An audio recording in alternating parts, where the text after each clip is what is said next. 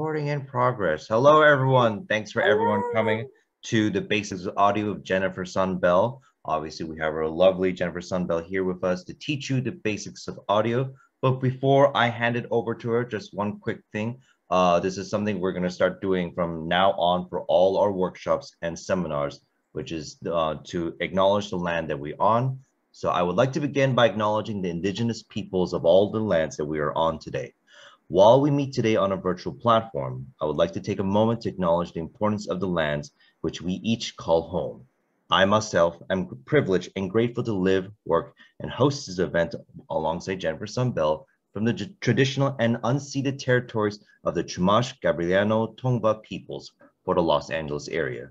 We encourage our PGM violist community and all our partners throughout the VO industry to reflect on the effects of residential schools and colonialism on indigenous families and communities and engage in reconciliation meaningfully.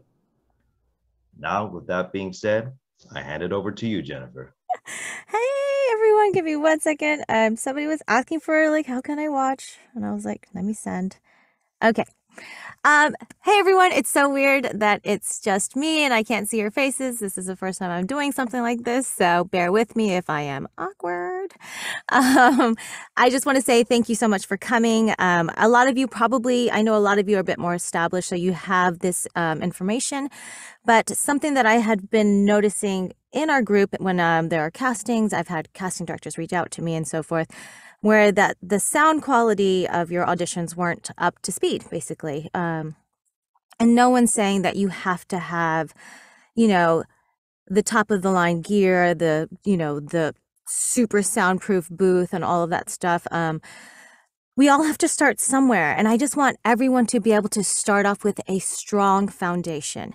Yes, we can all start off with a $100 USB mic just to get started with practicing. But I would prefer that you take that $100, save a little bit more, and invest in a home studio that you can use to professionally audition with and professionally work from. That is the goal, right? Yes, we can find jobs all over the place, but our goal is to what? Everybody, I guess I see hearts and stuff. Who wants to work for Disney or Nickelodeon or Netflix? I mean, put them out there. That's who we want to work for, right? So if you've ever seen an audition from one of those studios, any of the studios that you want to work for, any of the video game studios, EA, Riot, all of that stuff, I don't think I've ever seen a USB microphone as this is acceptable to record from home. And this is the time we live in. We can all work from our homes now, right? I am literally in my closet. Behind here is blankets and storage and just all kinds of just crap. I don't even want to show you. That's why it's covered up. Above me is a blanket and some foam, and there's foam on the wall. I got scrappy. I figured it out. These are from June Yoon, these acoustic panels. Very nice. Helps to absorb even more sound. So today I just want to go over the basics of audio, meaning what do I need to get set up to have a home studio? A home studio that is a viable option for professional studios, for the big studios that you want to work from. And this is just the beginning. Trust me. As you get into it, as you get really comfortable with your work, with the technical aspect, because that is what this is, then you're going to be like me. You're going to be like, ooh, what's my next microphone? What can I get? Ooh. Yeah. Don't go down that rabbit hole just yet, though. Okay? So what I'm going to do is I'm going to move my iPad out of the way a little bit more so it's not there, because I'm a very animated person. Even when I'm in my booth, I'm a very animated person. I'm going to share my screen, and we're just going to go through. I'm going to go through a quick little presentation. Again, I just want to preface, this is all information. It's very important that you take what I'm telling you today and that you do your own research, okay? Because not every microphone is great for every voice. Not every person is as comfortable with the more higher end products. Until you are ready for that, start with something simple. We don't have to, work overtime for 20, however long you need to work to buy the most expensive gear. That is not necessary. We all have to start from somewhere. I also want to point out that the information that I'm giving you, it fluctuates, right? There are new microphones that come on the market all the time. I added a new one just yesterday that just came out from Austrian Audio. That's a new mic. That is a new viable option. The prices are always changing and fluctuating. Always look for the sales. You know, you don't have to, if you can wait a little bit and you're like, I'm pretty sure 4th of July, it just passed, but 4th of July, there's going to be a sale. Let me see what's going to be available at that time. I want you guys to start thinking a bit more scrappy and, you know, in a way that you are going to be able to provide yourself comfortably and happily with the equipment you need so that you can take your voiceover career, your talent that the world needs to hear, to the next level. Yeah? All right. I will have so much more to say, I'm sure. I'm going to share my screen now. I have a cute little presentation that I threw together. Hopefully you like it as well. Give me one sec. The other thing that I will say is that this presentation will be made available to everyone. Just give me a little bit of time, because what I'm going to do is it's going to be downloaded into like a PDF, I believe, and I will try, if I'm able to, I'm going to give hyperlinks to everything that I'm referencing so that you'll be able to just click on it and it'll take you to where it is. There's just a lot of information, and I'm a working actress, yay, and I have some deadlines coming up. So just give me I would say let's say a week. And that way this will be made available to everyone with hyperlinks so that this can, again, jumpstart your process if you do not have a home studio setup that can be used, okay? Great. Hello, everyone. My name is Jennifer Sun Bell. I am part of the PGM VO list. I am a film and TV actress, a voiceover actress. I also sing. I just love to be creative and use my voice. And I'm here to help you, I hope, get started if you have not been able to create a home studio yet, okay? And I'm going to try and make it simple, and I'm going to give you options for every single budget, every part of your journey, so that you can use this as a jumping off point, okay? So here we go. Broadcast quality sound, and that's the key. We want broadcast quality, right? I've recorded a McDonald's commercial in here, video games, animations, everything's been in here. So it is possible, trust me. I threw this together during the pandemic, and it has served me extremely well. All right, let's go. So today's outline, we are going to talk about creating your sound. What is sound, right? Your recording space, getting mic'd, audio interfaces of awesome, headphones are cool, your perfect DAW, computer power, additional gear and accessories, and some additional resources. It sounds like a lot, but I promise it will be manageable. Great. So what is this about creating your sound? So my first thing that I want to say is that as a voiceover artist, your goal is to what? You want to tell stories. You want to use your voice to create these magical characters. I think I wrote it somewhere. You want to be like a hip hop loving frog or a, flower botanist expert ogre or something, right? That's what we want to do. So in order to do that, though, when you have an audition, because that's our job, right? Our job is the audition. When we get our auditions and we record, and it can be you have literally transformed into this character. And then what happens is your sound isn't up to speed, right? For studios, for even just auditions. We used to be able to just audition on our phone, go into the car, go into under a blanket, audition on our phones really, really quick, and then just kind of pop it off, right? That is no longer the case. Now, especially because of COVID, which is a blessing in a small way, right? Remote studios are such a viable option now. So what that means is that when you send in your audition and it's got a ton of echo and it's reverby and there's all kinds of extraneous noises and it's your noise floor, which is your bottom line, right, is through the roof, people are listening to your auditions and getting distracted. And when they get distracted, they can't focus and fall into the story that you are telling, which is what you are there to do. So today we're going to figure out what we can do to get you started so that when you send in your auditions, they're not worried about that. They can sit back, close their eyes, and be like, wow, okay, send them on. this could be our person, correct? So that's what we're going to do. I created this and I put this in motion because I had put out a couple of auditions and I had the casting director reaching out to me. And this is not, I don't want, if you were that person, please know that this is not a bad thing. I want you to know this is a good thing. This is why we were doing this. And the sound just wasn't up to speed. And I, with some work, we got it to a better place. But I want you guys to have the power already so that you don't even have to worry about that. Okay? So this is what this is for. All right. Why invest in your equipment? Oh, you guys don't see the little top part. I hope not. Okay. Why invest in your equipment? So we are going to increase the quality of your sound exponentially. We're going to create a standard of excellence and leave no doubts of your talent, okay? For me, I like to do everything with excellence. So even if I don't have, if I didn't have this microphone with my interface, what I had before, I made sure it was the best it could be.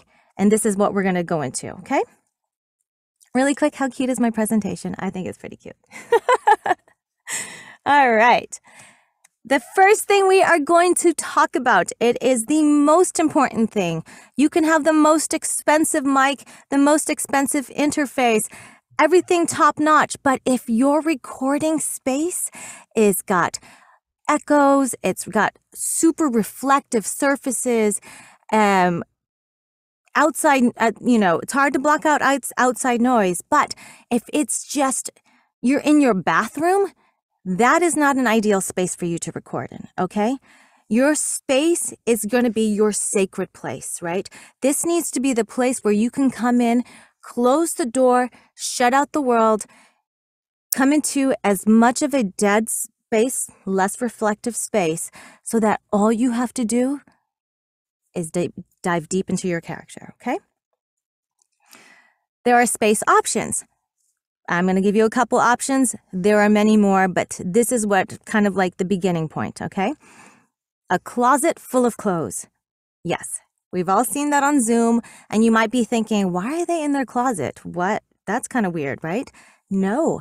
The more clothes, the more stuff. You can even add a sound blanket if you feel like it's still not dead enough, if you still have reflective surfaces.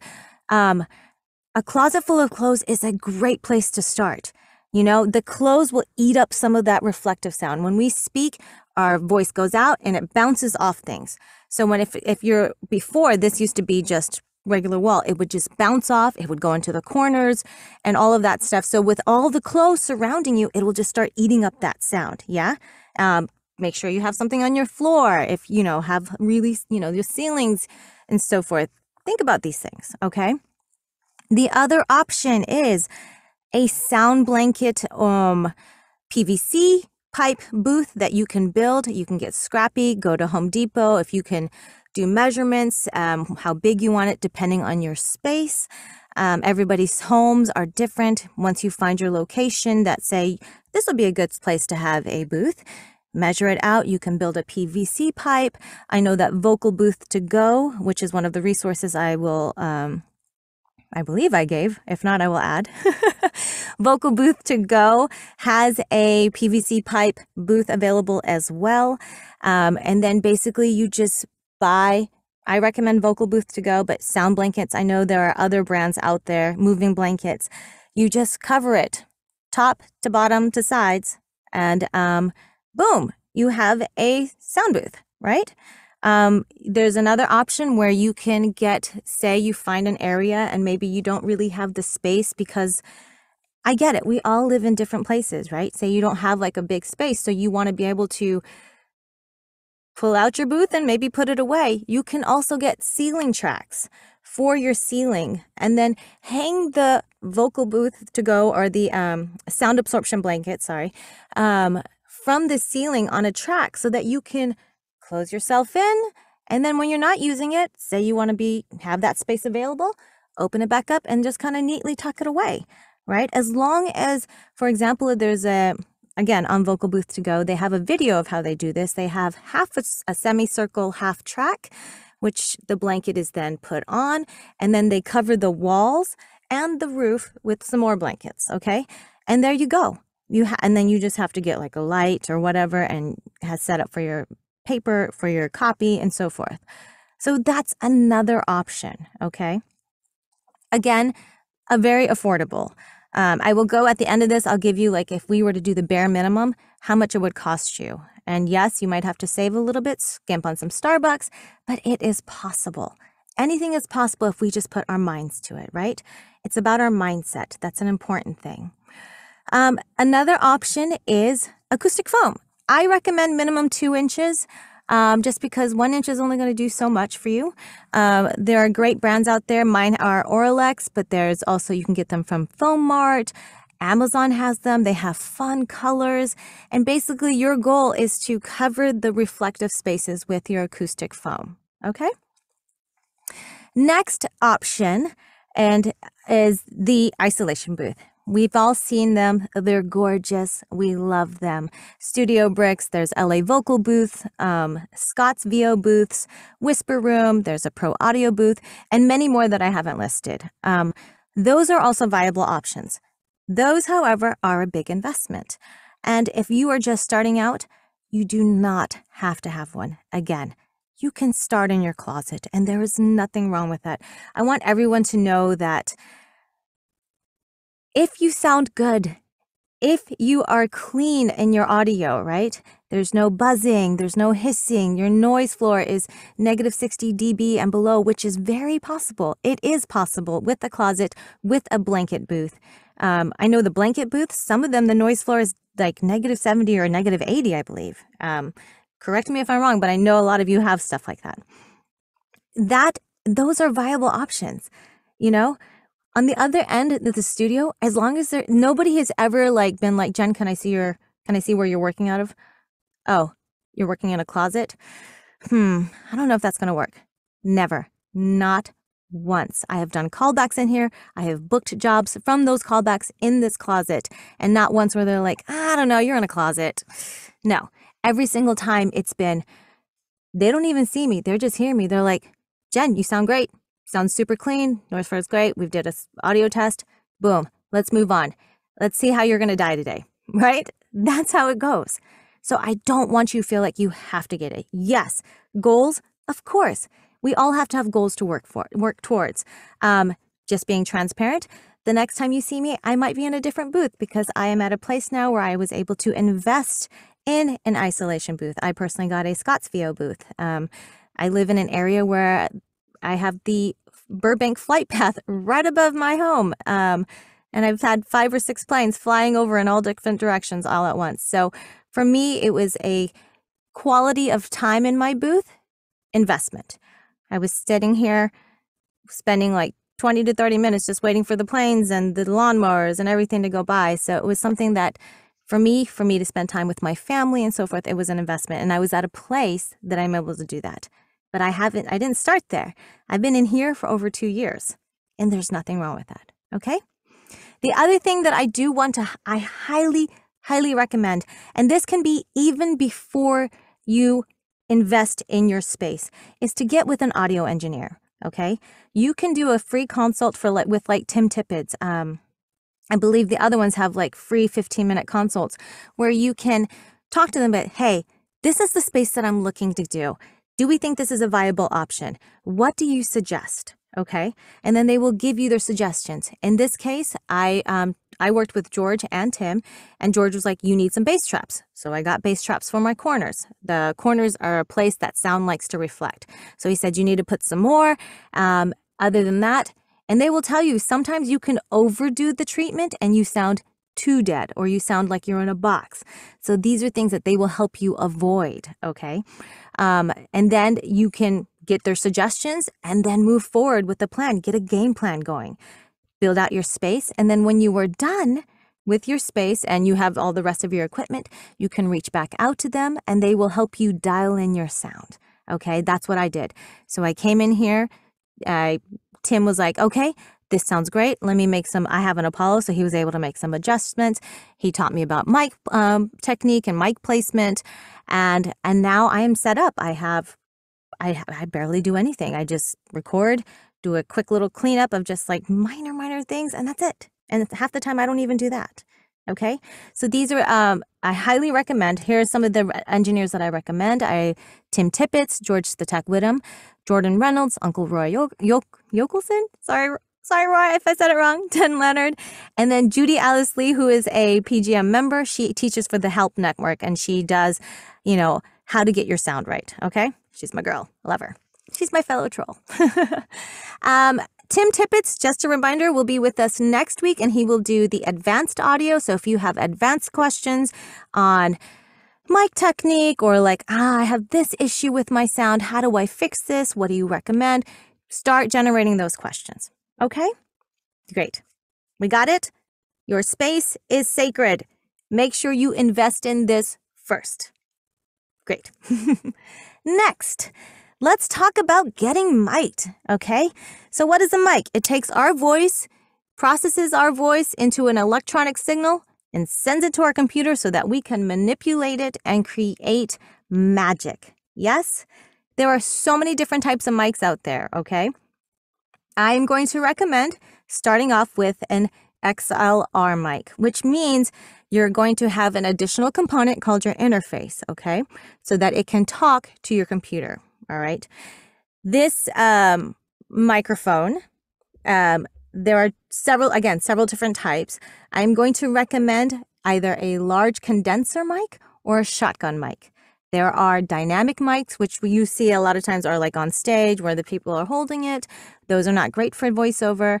The reason why I am recommending, for example, a large condenser mic is because it has a large frequency, as in the range of your voice from low to high, it will pick up all of those great little nuances so that when you're like really intimate, it will find those moments. And then when you're really loud, it will pick up all the beautiful intricacies of your unique voice. That is important, okay? We don't want to lose your voice, all the great things, all the ways you can make, voices and characters and so forth, all the little breaths, those are important. So that's why I highly recommend this or a shotgun mic. Say you are in an area that it's not as well soundproof.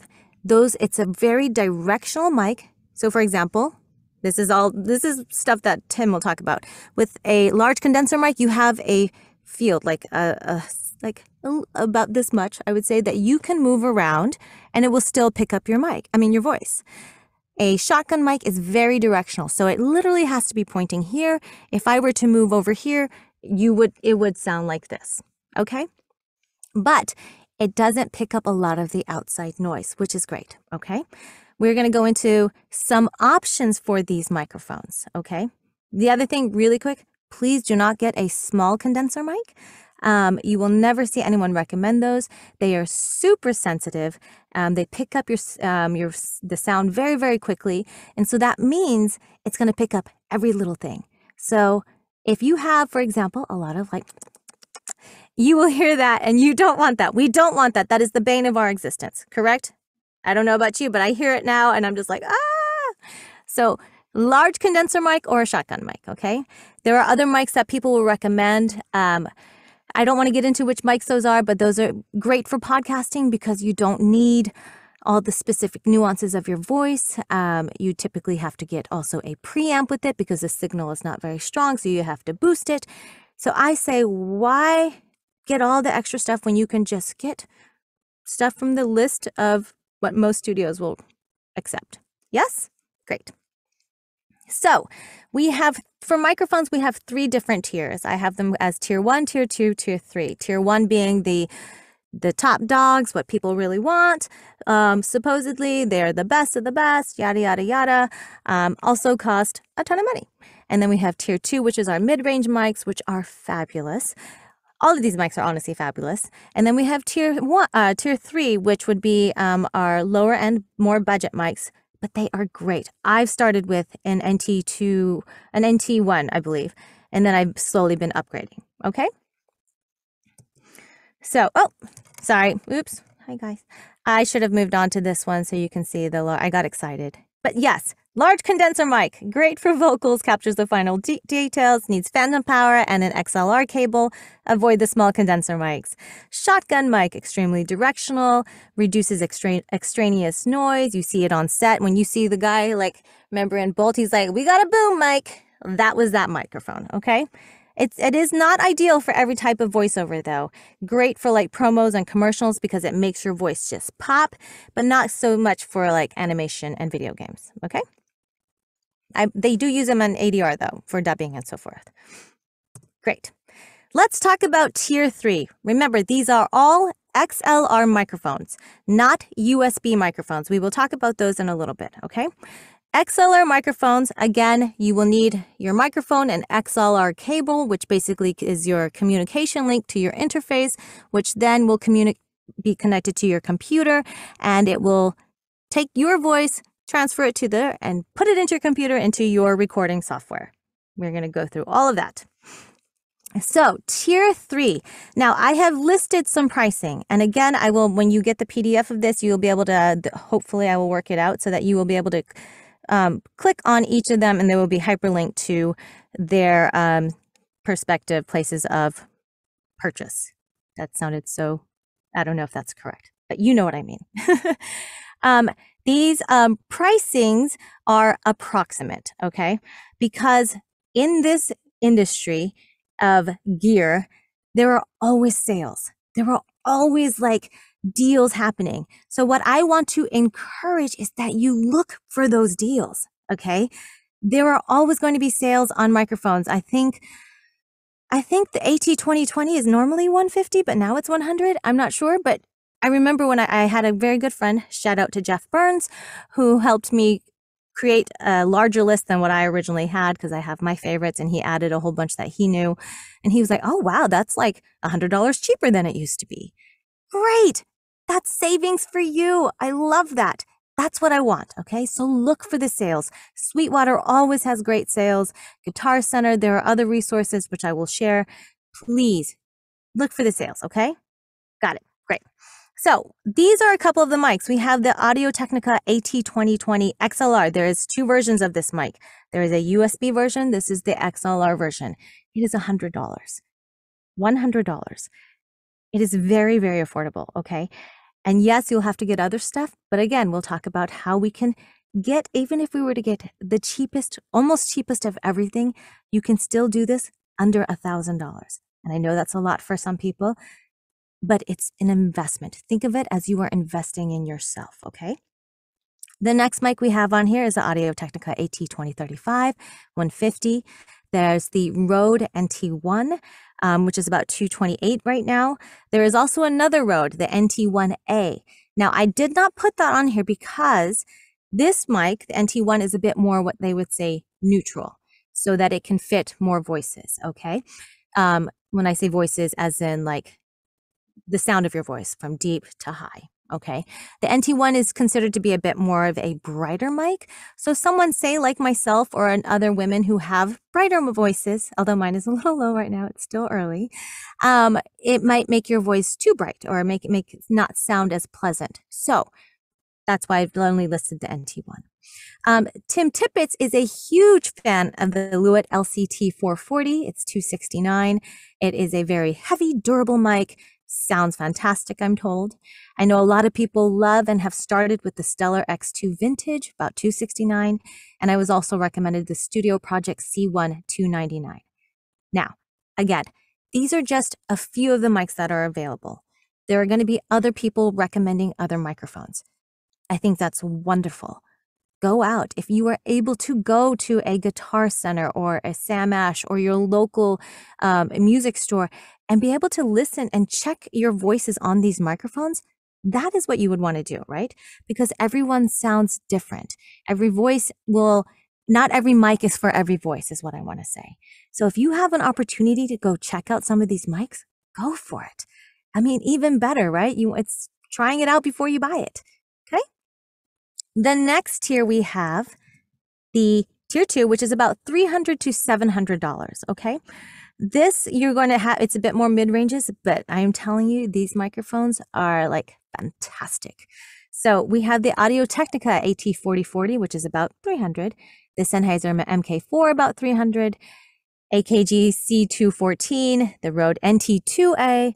I threw in a Blue Mike's baby bottle because I just love Blue Mike's. I think they're awesome and they sound fabulous. I made sure that I have asked around to make sure that it is used for voiceover sometimes, and it is. It is more of a, Blue is known for their singing mics, which is one of the reasons why I love them. But there have been studios that do like the Blue, and it's just so cute. The microphone that I said was just released, and I know people love it, or love the OC18, is the Austrian Audio OC16. Our very own Sam loves the Austrian Audio OC18, and she actually tweeted about this one because she's like, this is my mic, but a more affordable version.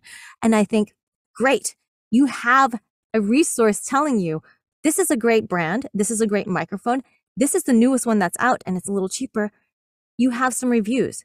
That's the other stuff that I want you to look for. Don't just like say, you know what, everyone says to get a TLM 103, so that's what I'm going to get. No, do your research. Talk to people. Find out what they think might be good for your voice. Go to the guitar centers and start playing with these microphones. And you may fall in love with something that you weren't expecting to love. And you might be like, wow, it's like $500 cheaper. Even better, okay? We have the Mic Parts S87. We have a Shure KSM32, an Audio-Technica AT4050, and then the last one is the UT Twin 87. Everyone's like, I've never heard of that. I hadn't either. But it is what there's called. So I'm sure everyone has heard, and if you haven't, you will hear that the gold standard of microphones in studios, which they don't always all use this microphone, is the Neumann U87. It is a fantastic mic. People are like, goals, great. Do not buy that microphone, because if you don't have, your space isn't like impeccable and like studio quality, it is not, you are going to sound awful. Okay. But this is an option though. This is the UT Twin 87. It is a U87, what is it called? Replica? No, I forget. Oh no, I don't know how to speak now. It emulates the beautiful qualities of the U87. Okay, so that is another option. I mean, there's another mic that I want to get after doing all this research, and I'm like, no. Remember, don't go down that rabbit hole with me, okay? I'm a little crazy like that. All right, now we have tier 1, which is about $700 and up. These are the microphones that some of them you'll see on the list when a studio will be like, if you are doing this from home, please have this mic, or this mic, okay? Again, you don't have to start with these microphones, okay? So we have the Neumann TLM 102, which I actually do have. I got it for singing many, many years ago, and I love that microphone. It's cute. It sounds amazing. I just happened to get a really good deal on this one. Again, look for those deals, those opportunities, okay? The Austrian Audio OC18, our very own Sam, and Edward, I think Edward has this one now. I think he upgraded to this one not too long ago. Loves this microphone, and I've been in classes with both of them, and they sound fantastic, okay?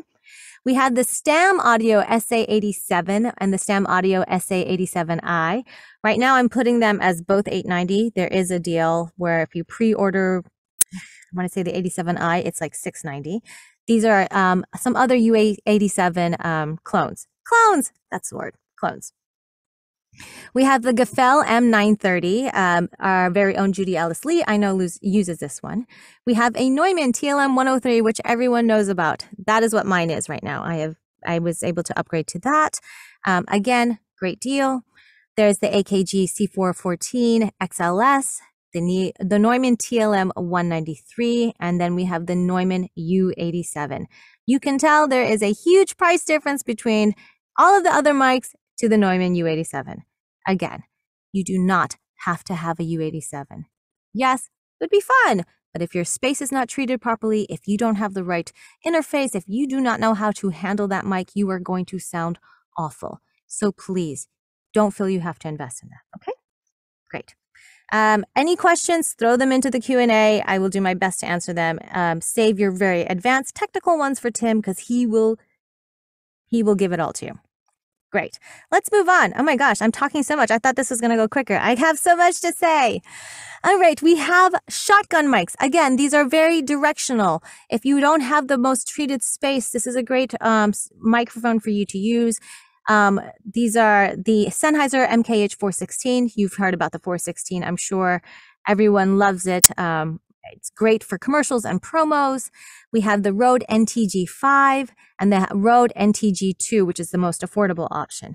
These are also great mics for traveling, especially the 416, because everyone talks about how durable it is. It's like a tank.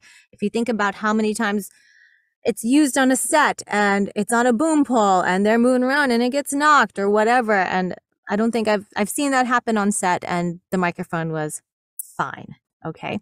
These are other options. So again, the 416, a great travel option as well for when you're traveling, because if you're traveling, you don't always have the best treatment. You're under a blanket, you're in a closet with pillows all over, the place.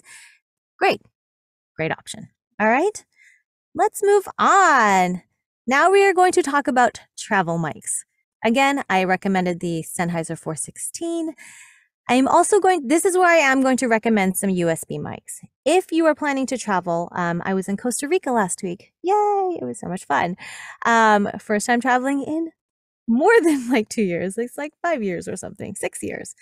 I personally have the Apogee Hype mic, which is a USB mic. And I just put it in, surrounded myself with pillows, threw a blanket over my head, was able to plug it directly into my iPad, and was able to record auditions and a quick little job that came to me, and the audio was great.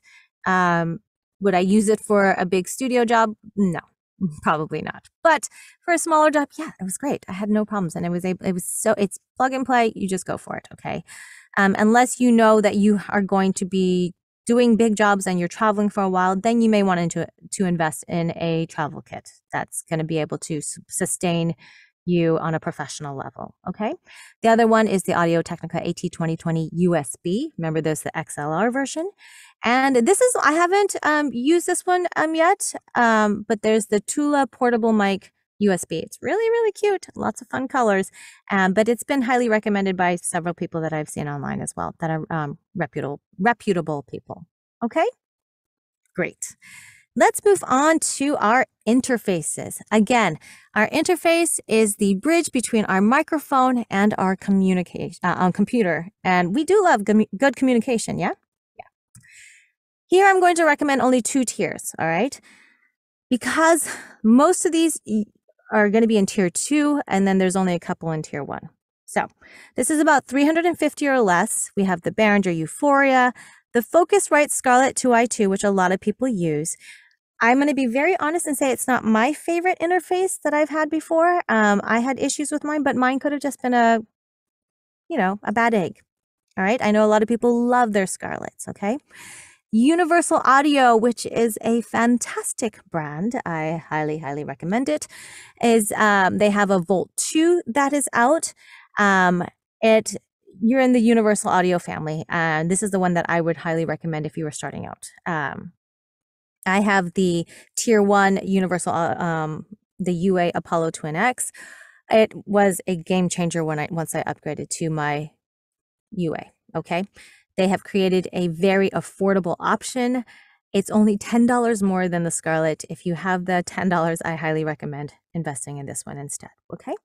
There's also the solid state Logic SL2. There's also, you'll see further down the list, there's an SL2 Plus, which has a few more options. We have the Motu M2, the Audient ID4 MK2, and the Universal Audio Volt 276, which again is very similar to the Volt 2, just has a few more bells and whistles. Okay. Tier 1, we have the Universal Audio Twin X Duo or the Twin X Quad. There's also, honestly, you'd have to research because there's several different twins. There's the MK2 or something like that. Forgive me if that was incorrect. Again, research. There are options, I believe, for PC and Mac. And then another one that was recommended is the RME Babyface Pro FS 24 channel, which seems like a lot of channels, but it's $1,000, and it's been recommended by other engineers and other voiceover artists. Okay. Again, invest in like your equipment. So you can have the best microphone, but if you have a not so great interface that's not going to take what you are saying and cleanly transfer it to a computer, then what is the point, right, of having this beautiful microphone? Okay. Let's move on to headphones because they are cool. We all love our headphones. Some have kitty ears, and there's all kinds of great stuff out there. I just wanted to give you some options. Remember to get closed back so that your sound does not bleed. Don't worry about open back or anything like that. Closed back covers your ears. You hear everything, and you want to minimize any of the sound coming into your ears, into your microphone. Again, many options to choose from. The one Audio Studio 10 is $30. And sometimes they have these sales, and I think I have so many headphones. I'm a headphone freak. Is this one? Yeah, so I have the rose gold ones here. I want to say I paid $20 for these. And these I will sometimes take to the studio with me, or great for travel, but they're beautiful. They have regular black ones and other ones too. But yeah, like $20. Cannot go wrong with that. We have the Sony MDR 7506. It's about $85. The Sennheiser HD 280 Pro, the Beyerdynamic DT 770 80 ohm, which is what I have on now. And I absolutely love them. You see these a lot in studios. Again, a lot of people love them. And then we also have the Audio Technica ATH M50X, which I had as well. Which are these guys. I just had to upgrade because my foam, I used it so much, my foam fell apart. And I could upgrade it, but then I was like, it just didn't sound the same. So I use them for music though. Awesome. So again, many options. Now we are going to talk about our DAW. And people are like, what is a DAW? It is what it was called, a digital audio workstation. It's basically your recording software, okay?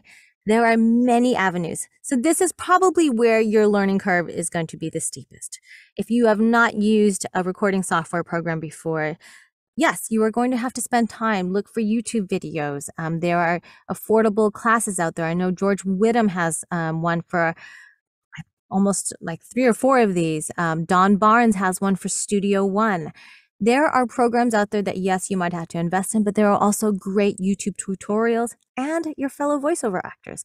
I'm sure people out there would be like, yeah, I can tell you the basics. And then as you use it, it becomes very intuitive, okay?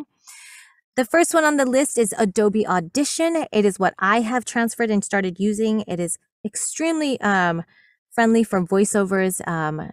It has cut down my editing time tremendously. Obviously, I am a fan. There is a monthly subscription of $20.99 per month. I don't know, there may be like student deals or so forth. That I'm not sure. You would have to look into it. There is Twisted Wave, which is a $100 option. I believe it's just a one-time thing, but there is no multi-track option. So basically, when you are in your recording software, you can have recording just one track, or you can set it up so you have multiple tracks so that you can eventually layer music, or if you're doing an audiobook, you can have chapter 1, chapter 2, chapter 3. Twisted Wave does not have that option, okay? Audacity is absolutely free, and it has multi-track, but it is what they call destructive, meaning if you undo something, you cannot redo it. It is gone. So keep that in mind. So you just have to get crafty with your editing and your recording, okay? There is Reaper. There is a $60 license. There is a quote-unquote commercial license that's like 200 something. You don't need that. You just need the $60 license. And there is apparently a $60 trial available before purchase, so you can check it out. There is Studio One, which I believe is a $100 investment, or a subscription base. Maybe you're not sure you're going to stick with it. Again, I know that Don Barnes has a course that you can do to learn how to use it, and he's a voiceover actor as well, so he geared it towards, yeah. There is also Logic Pro X. That is what I actually started in because of music. I know a lot of musicians use Logic Pro X for music and voiceover. It's not as user-friendly for voiceover, say an Adobe Audition or Twisted Wave, because of it is a bit more intricate, but I also love it. It is $200. The other downside, though, it is only for Macs, so no PC. The last option that I have listed is Pro Tools. Again, there are other options out there. Some of them I just don't think are great for voiceover, like Ableton. That's super music friendly. Okay. There is Pro Tools, which is technically, I guess, a lot of the industry standard. Again, it is a very advanced one. I don't think you need it for home. You don't, personally. $100 for a 1-year subscription. Okay, let's move on. Computer power. Computer power. Most of you are here on your computer. Most likely it is all you would need, especially as you are not going to be doing full productions, okay? The key is that you have a Mac or a PC. The choice is yours. I recommend a minimum of 8 RAM. Basically, that's your memory, so that, for example, your memory is how much your computer can use. This, just like in our heads, how much space we have to use, right? So if you are running your DAW and then you have Zoom open and a Source Connect open, you're using a lot of computer memory power. So you want to make sure you have enough to be able to handle that, say, when you are in a remote session, especially if you're doing dubbing. You know, you have live, you're dubbing to video and you have Zoom open and you know, I think I've used, what is it, Clean? I think it's called Clean before. I mean, there's so many options out there. So you just want to make sure your computer can handle that. So that is my main thing I want to say. Highly recommend a MacBook Air if you can afford one, because there is no fan. So you can have it in the booth with you, and it's also portable. If you want something that is a bit more, you know, has more power and more processing power and so forth, you can get a Mac Mini or a Mac Studio, iMac, you know, just depending on your space again. Or you can get a PC or even a Surface Pad Pro, okay? What I do want to say is that if you have a computer that has a fan and it does kick on, you want to make sure, if it's possible, to not have it in the booth with you, because you will pick that up.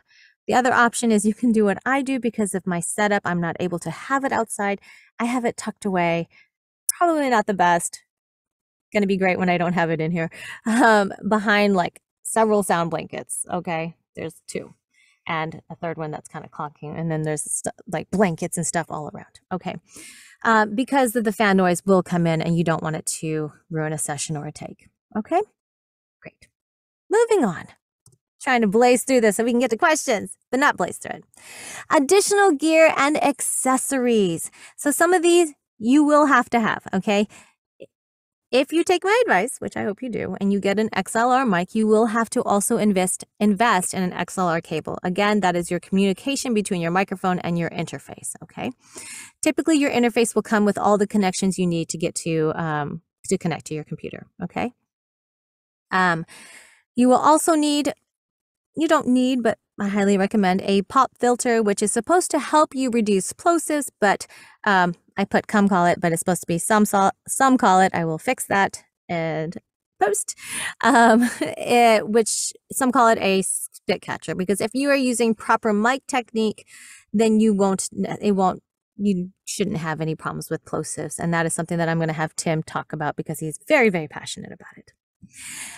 The other thing that you will need is either a mic stand or an arm. So obviously you need something to hold your microphone. Some people don't recommend it upside down.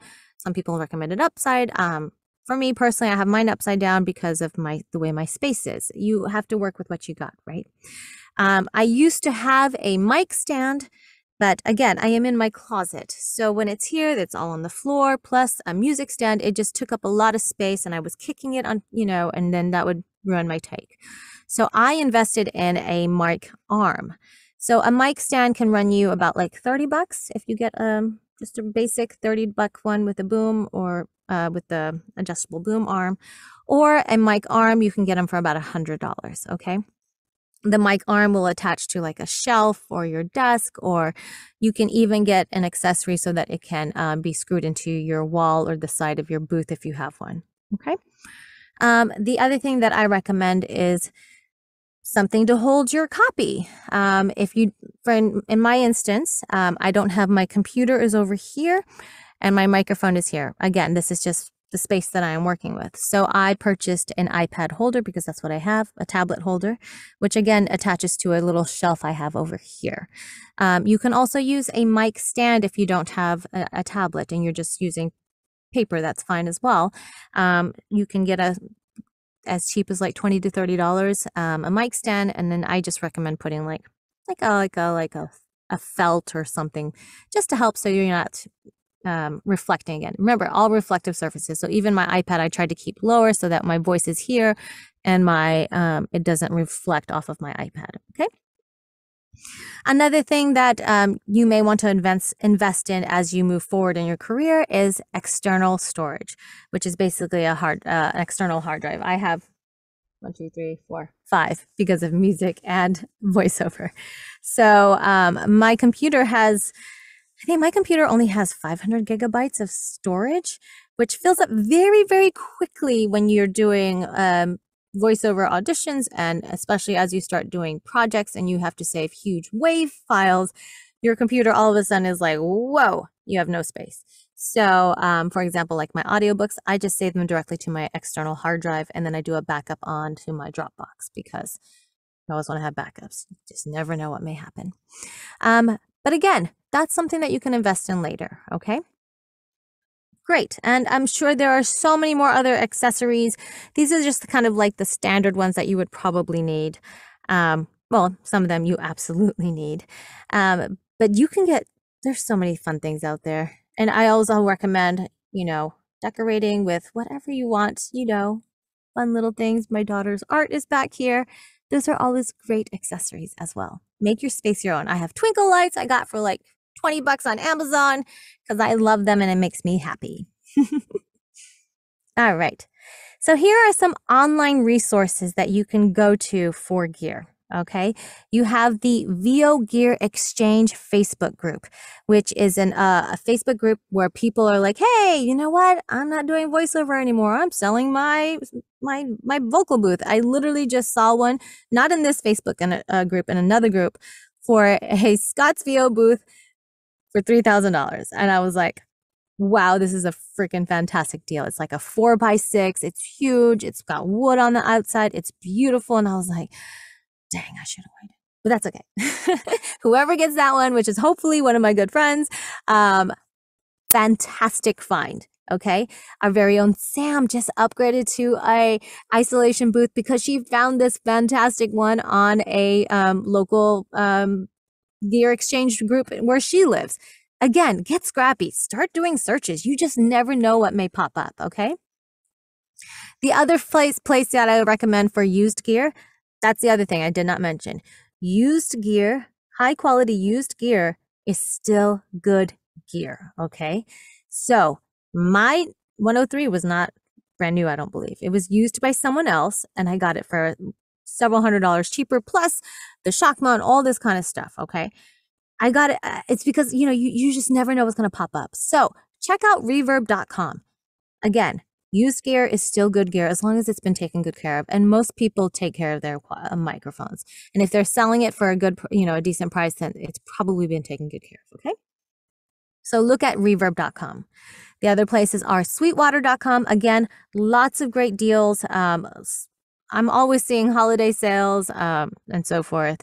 You have guitarcenter.com, bhphotovideo.com. There's two more that I'm supposed to tell you about. westlakepro.com and Vintage King is another place, which I will add to the PDF, okay?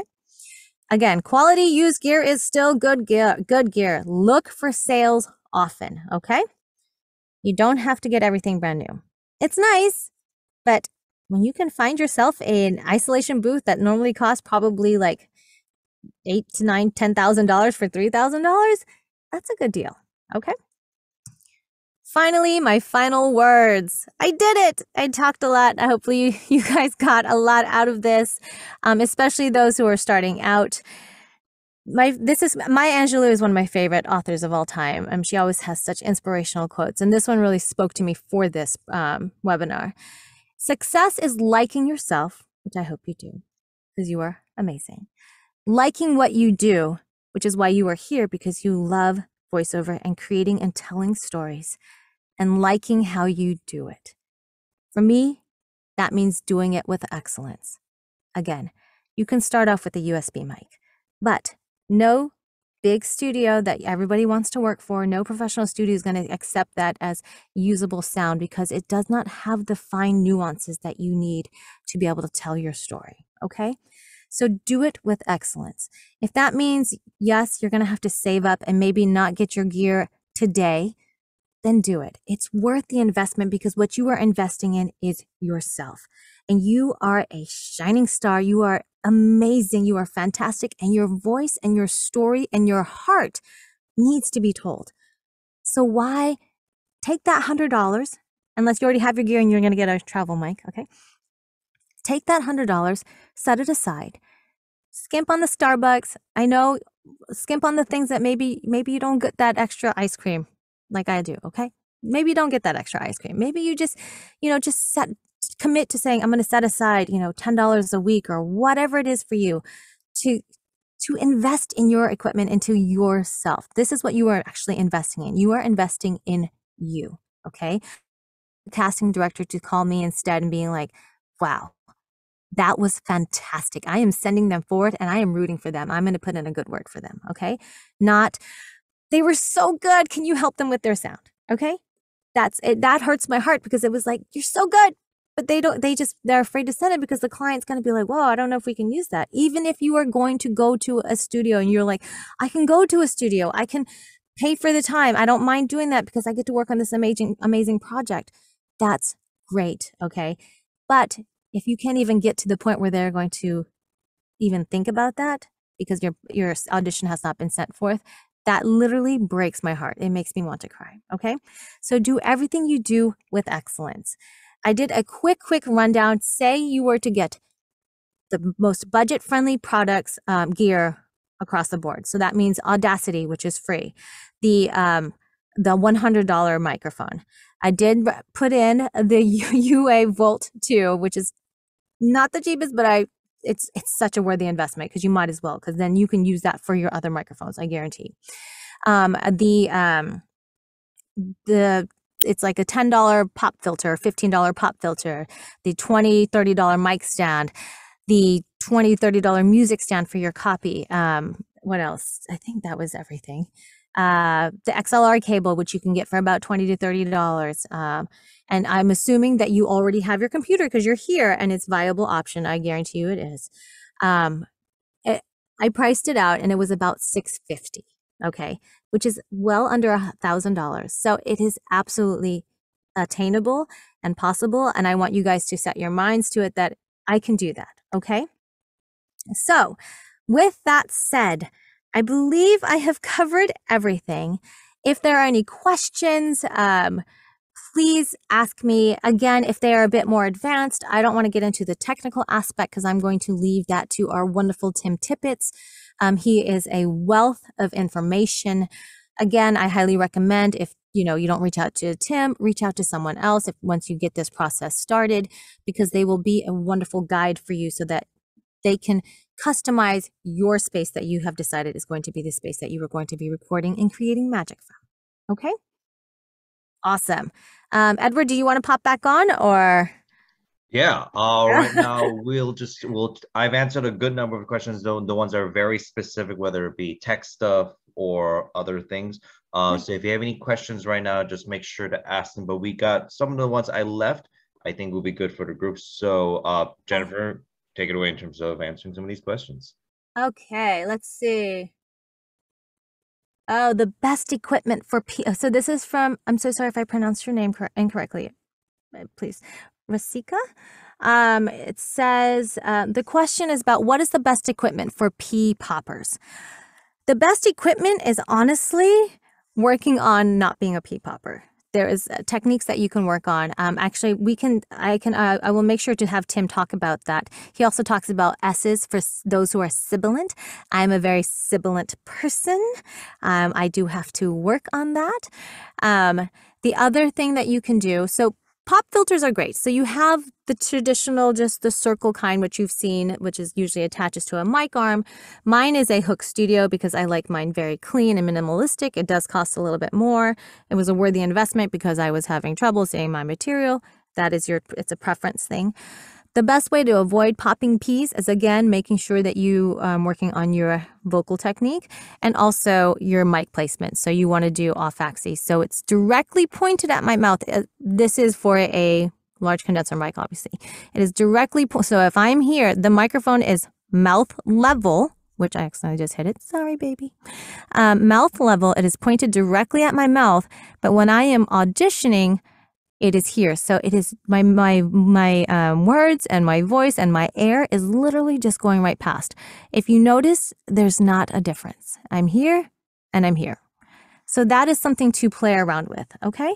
Hopefully that answers your question. Again, I will also have Tim go into that into more details. Let's see. Next question. Okay, how loud does your noise floor need to be for the audio to sound clear? So that is from Megan. Thank you so much for asking that question. So your noise floor is basically what some people might be like, what is your noise floor? So if you were to hit record and just not breathe, just stand here and just be quiet. Then you record your bottom Lewis sound, okay? What most studios want is negative 60 dB, which again, so your voice, when you're speaking, negative is going to be the lower, negative 60 dB and below, okay? That is absolutely attainable. I've seen blanket booths, the sound blanket booths, like negative 70, negative 80 sometimes, which is incredible, okay?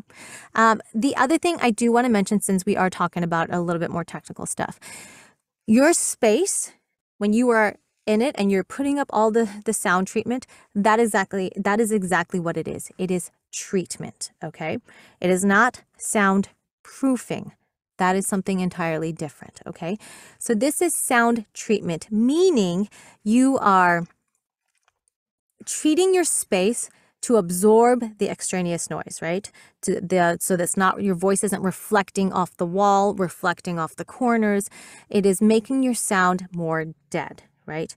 Like for singers, for example, I'm always like, can I get a bit more reverb in my ear? Because I want my voice to sound like almost echoey and airy and light and but for voiceover, we do not want that.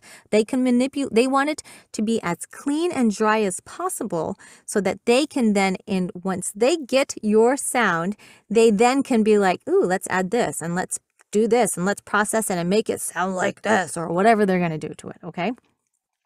Soundproofing, however, is basically making it so that no external noise can come in. So the airplanes, the lawnmowers, the baby crying, the pitter patter of feet, whatever that is, the air conditioning and so forth. That is difficult, obviously, to do because we all live in cities or towns and there's going to be noises. There's going to be people doing their lawns. So that is something that you may have to, depending on your space, say, I cannot record. Like for me, I cannot record Tuesday mornings early because that is when all of the lawn happens in my neighborhood, and also Wednesday evening. So I try to avoid those times. Planes, I try to avoid certain times because that's when the flights are all taking off and I just have to that's when I take my break to go get lunch, for example. Okay. So your noise floor, again, this is what contributes to your noise floor. By treating your space, you can lower your noise floor. All right. I hope that helps answer your question, but you are aiming for negative 60 dB or below. Okay. Is it better to use an iPad or a MacBook Pro? Okay. And I'm assuming this is to actually be recording. I know that some people, so when I was traveling, I used my iPad to record, but it was directly with my USB mic. If you are using it to be your main source to record and have your DAW on, your recording software on and so forth, I recommend an actual computer of some sort. So a MacBook Pro, a MacBook Air, a PC, whatever floats your boat. I haven't been a PC girl in a while, so sorry. I would highly recommend that because you do want, you're going to have, eventually you are going to have Zoom, and you're going to have Source Connect, and you're going to have Clean Feed, and all of these different software opening that different studios use. And it's just a more viable option for sustainability in this industry. I use my iPad for my sides. Sometimes I will use it for the video if I can record here and I put the video here, so I'm recording to picture here. There are different options. You can use a tablet, but I want to say it can be done, but most XLR mics to an interface, it's kind of difficult to connected to an iPad. Like, again, it can be done. It's a bit more complicated. You have less options, I would say. So I would recommend some sort of computer of some sort. Okay. When can I make this bigger? I feel like an old lady, like so little on my screen. No, it won't make my Q&A box bigger. That's okay. I promise I have good eyesight. When recording auditions or whatever, it sounds okay, but when I'm in ADR workshops, I sound super muffled. The other students out of my mind, what can be happening? 100% sure it's not my mic webcam. That is an excellent question, Astrid. I actually had that same question for myself, and I was like, I think it might just be a Zoom, for example, just a Zoom thing. I think that's what you're talking about, right? In Zoom classes and so forth. I felt that way too about my setup, and I was like, but it sounds so good. I've got it dialed in. Tim came in. Why do I sound not as good as everyone else on Zoom? And I think, honestly, it's just a Zoom thing. I even had Tim come back on, and I'm like, Tim, is there something going on? Like, he's like, I don't know, you sound great to me. And I was like, so it might just be you, Astrid. I'm sure you sound fantastic. Okay. And again, it's just a Zoom. Zoom always does a weird thing. There are some settings in Zooms that you can do. I think you want to make sure you have original sound on. Please correct me if I'm wrong, people. You would know better, the Zoom people. But there are some tweaks you can do, but I feel like it's just a Zoom thing, unfortunately. So as long as you are recording your auditions and your files you're sending sound great, I think that's all you need to worry about. And when you are in a session, ADR session, they will tell you something doesn't sound right. I've had that happen. I'm like, oh, let's see what we can do. And then it was like a technical thing on their on their end, for example. So, okay. What mic do you recommend for a bright female voice? I am actually going to default that to Tim, because he's going to be able to tell you more microphones. I don't have that knowledge, unfortunately. Some people say that the TLM 103 is too bright for some females. Again, I did say the NT1A is too bright for some females. I'm going to let Tim answer that. So, Trisha, I'm going to mark that, and I will make sure that he answers that question. Again, you can always send it to me. You can just DM me so I don't forget, but I promise I won't. Next question is from James. How would you go about stopping vibrations from the floor, hardwood? I laid down foam and blankets in my closet, but when I talk, I can still feel the floor vibrating. That's a good question as well. I'm wondering, are you in an apartment, or is it because people are walking? I think that one we'd have to actually talk, and we may want to have Tim answer that one too, because he can give more options. I'm assuming that your microphone is on a mic stand, maybe, so it's the vibration is coming from the floor through the mic stand. That's a good question. Let's put a pin in that one and talk to Tim. And if you can maybe, I believe there's a way to bring people on live, Edward, for next week if we have to. So I'll double check with Ed, but I believe we can do that, and hopefully we can do that. If you're not able to attend next week, I will make sure to ask that question. Okay. This is from Rebecca. How do I know what my noise floor is? Where is that gauged? Excellent question. Again, what you are going to do is, if you have your setup, you are literally going to make sure your doors are closed and it's your ideal settings, for example, and you are going to hit record, and then you're like kind of try not to breathe at all. Like you're just going to sit here like quietly for a bit longer than that. And then you are going to hit stop. And when you play, in your DAW, there should be a dB meter. And in your dB meter, it will tell you it's at, you'll see like on mine, for example, it's a little green band that kind of bounces a little bit here and there because it's never going to be steady, okay? Because every little thing, it picks up everything. And you'll see where it hovers the most. So mine hovers around -70, so that's my noise floor. And that is a good test to see where your space is at. If you hit record and your noise floor is about -50, -40, -30, then you know you need to get some work done. And you need to figure out what you need to add to your space and maybe even your mic settings and stuff if you get like a Tim to come in to figure out how to lower your noise floor. Again, you must have a lower noise floor, -60 dB or below, which is industry standard at this point, especially for remote recording. Okay. We can talk about more about that with Tim next week as well. Okay. Awesome. So now we have one more from Astrid. Can you expand on LUFS or LUFS versus RMS? I've read all the technical definitions, but I still can't seem to wrap my head around the difference. And when the noise floor, I feel like I can't say noise today, by the way. Sorry, guys. Is that -65 or below? What level should the LUFS and RMS be? Excellent question. Again, I'm going to have that be a Tim answer because he can get into the more technical aspects than I could. Mine would be very remedial, and I would rather have someone be able to tell you all the nuances of what exactly the difference is between those two. Okay. Amina.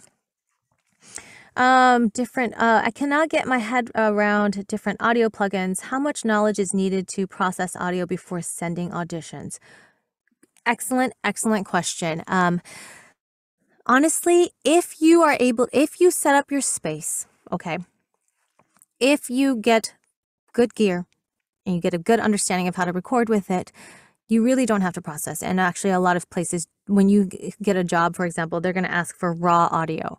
So you want your baseline to be as clean and already there. So when I record raw audio, my dB is around negative, especially on like in the evening, which I usually record in the evening because I have children and they are loud, and the planes and so forth. My dB hovers around -65 to -70, sometimes even below. Because of my mic technique, and I've really worked on that. I don't have any plosives or pops. I work on drinking lots of water, eating green apples, and all the stuff that we do to reduce mouth noise. And so I don't really process my audio at all. I might do like some minor cleanups here and there. I sometimes even will drop my noise floor, but that is not what you have to do. Okay, depending on the project. So if you can get your space to where it needs to be, again, either on your own or with, I recommend help from an engineer, and you have great gear, you really shouldn't have to do any kind of processing at all. The one thing that I will say is a great thing to add on would be like a mouth declick from Isotope. But again, if you are doing a great job, you really don't have to use that as well, like trying to work on your mouth noises. And that is just an easy little plugin that I can help you with. But not necessary. The goal is with this webinar and with Tim and future things is to get it so that you don't have to do anything, that you just record and it sounds great. Your noise floor is down, you're clean, your audio is clean, there's no buzz, your cables are connected, you have good cables, everything's connected, you don't have any kind of like, hiss or buzzing zzz, or no fan noise, so that you do not have to process your audio at all because they want to be able to do that on their end, okay? Kate asks, are there books or websites you recommend to learn industry standards for the technical aspects of audio? That is a good question. I'm sure there are. Again, one of the reasons why I'm having Tim come in is because he can kind of go through that. As you get into voiceover, you're I think the most technical things that you need to know is, again, your noise floor be -60 dB or below. The type of files to send. You have, for auditions, for example, you're going to record them and most likely just send MP3s unless they ask for a WAV or an AIFF, which is so basically an MP3 is a less higher quality file versus the WAV and the AIFF, I believe, are the like the highest quality so that they can work their magic. The other thing is your recording. I will ask for either like 48 and 24-bit or 44 and 16. That is something that you will learn in your DAW, and that you honestly don't even really have to understand it. You just say, what do you want? They will tell you 48, 24, 48 kilohertz and 24-bit, and you just, when you create your file, you set that, and that's it. Again, Tim can go over all of that into more depth. What are some industry standards? I mean, honestly, I feel like that's the basic stuff that you would need to know.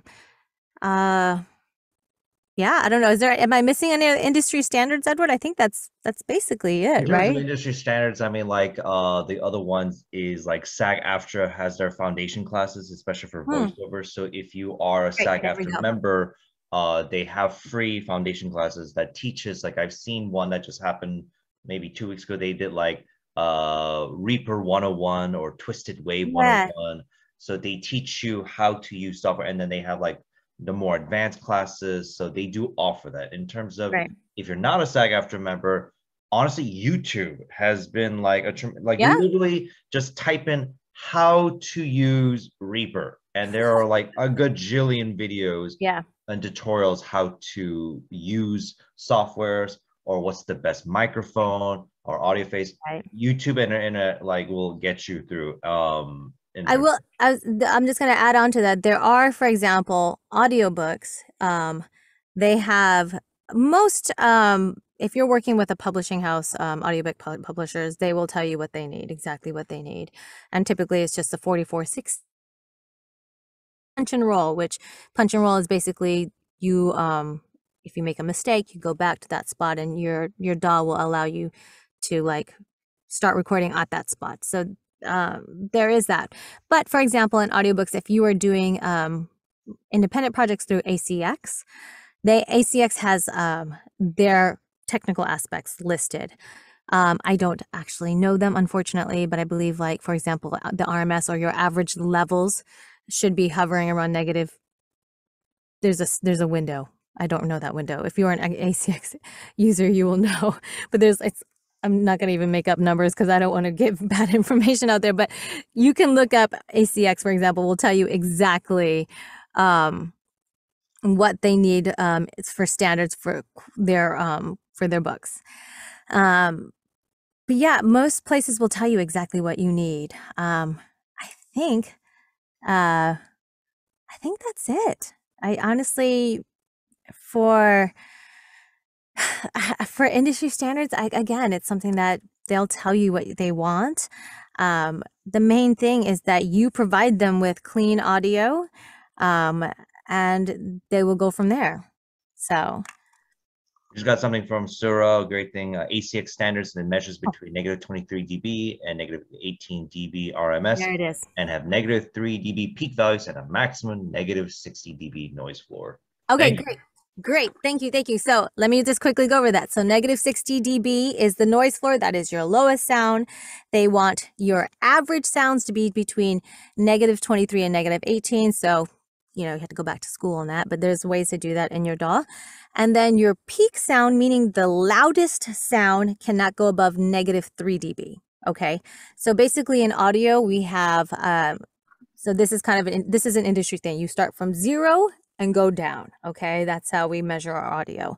Once you go above 0, then you have clipped, you've peaked, and it sounds like distorted. That is something you do not want. So it must be, industry. Most people say negative 3 dB or below. Some places will even say up to -1. I always go up to -3 personally. Okay, so I think that's about it for the technical industry stuff.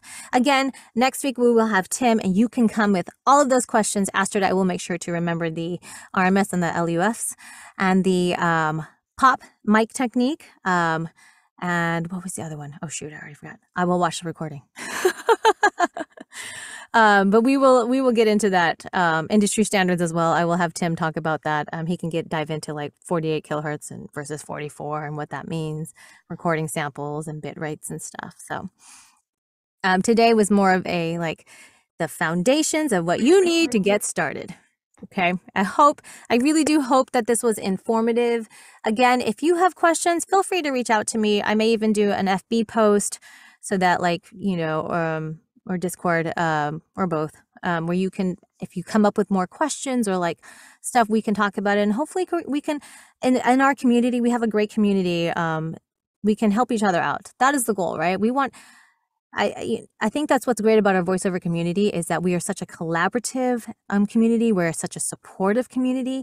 When our friends succeed, like it just tears me up to think about, our very own Courtney Lynn. She's a freaking series regular on, Nickelodeon show. It just is so incredible. When I see you guys succeed, it makes me so happy. And I think that's what's wonderful about our community. And I want those who are just starting out to be able to get to that point as well. Okay. We all started somewhere. I'm pretty sure, for example, Courtney she didn't have her booth right away. We could talk to her about it. Where did she start with and where she is now? Okay.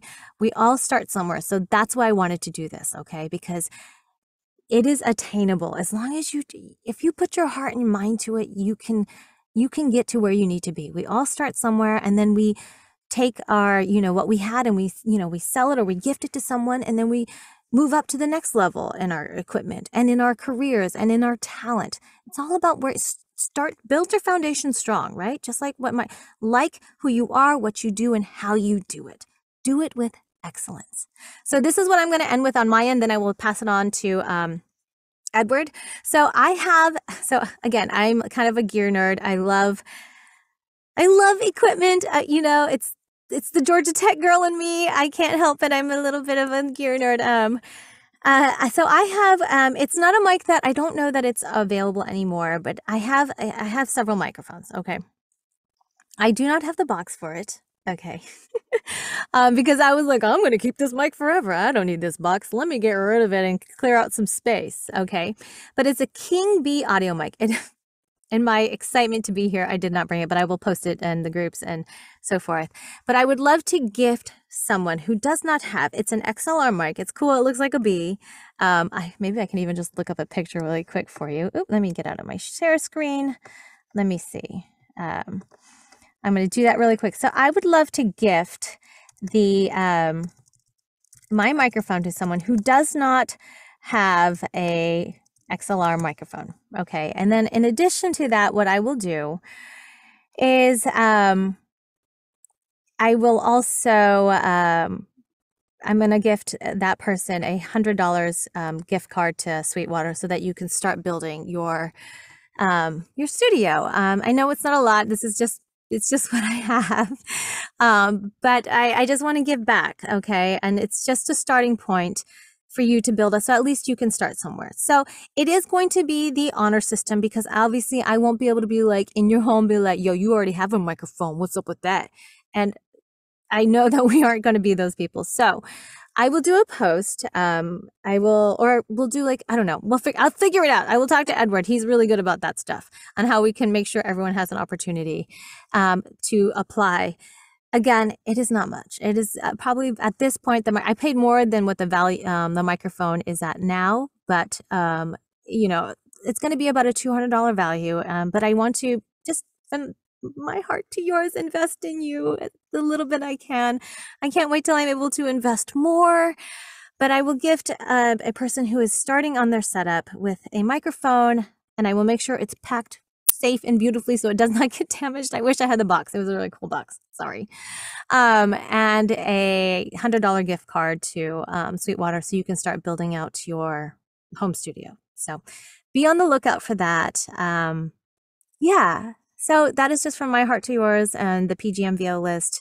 I hope that I'm still working on other workshops, but if there's anything that you guys want to learn about or work on, genres, whatever it is that you're like, ooh, I would love to learn about, I don't know, how to be the telephone voiceover person for hold calls. Great. I will try to find someone to teach you. So just let me know what you want to learn about. Okay.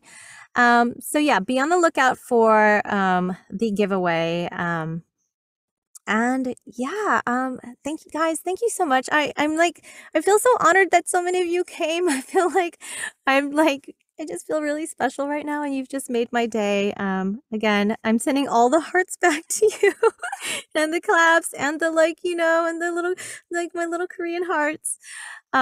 Thank you so much for coming. Again, do your research, get scrappy, look for sales, invest in yourself, and build that strong foundation because you are magical and the world needs you. Okay? So, yay. Thanks for everyone for coming. For the next workshop, for in terms of the advanced audio with Tim, we will be posting it on our social media because these particular workshops are open to the general public. For most of the workshops, they usually are for members only, but this one, especially when it comes to information like this is open to the general public. In about, I would say maybe about an hour, it will be posted on the PGM VO List Twitter account for the link to register for the advanced audio workshop. The handle is just simply at PGMVO list. It'll be posted on our Facebook group, our Discord group. So just make sure to look for those. It is available, and I hope to see as many of you there because Tim will take this to the next level. Yes. All the advanced, all the super specific questions about tech, everything. Yes. He's going to answer that, and he will take care of you guys from there. Yes, he's a wealth of knowledge, and he's very passionate about about talking about it. So I'm excited for y'all to get some insider's scoops on all of the technical stuff. Okay. Oh, you're muted, Edward. Man, I'm great at this. We almost didn't do it. It was like we almost went without being muted. It was perfect. So close. Oh man. It's only been 2 or 10,000 years we've been doing this. All right. So thanks for everyone for coming. We'll see you guys for the next time.